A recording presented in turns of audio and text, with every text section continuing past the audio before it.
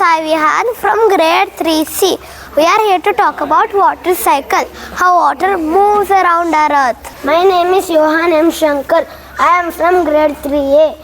The water cycle has four main steps: evaporation, condensation, precipitation and collection. My name is Agastya. First is evaporation. The sun hits a water in river, lakes and ocean.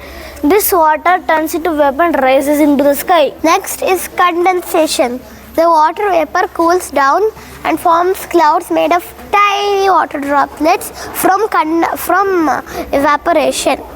When the clouds get heavy, the water falls down as rain. This is called precipitation.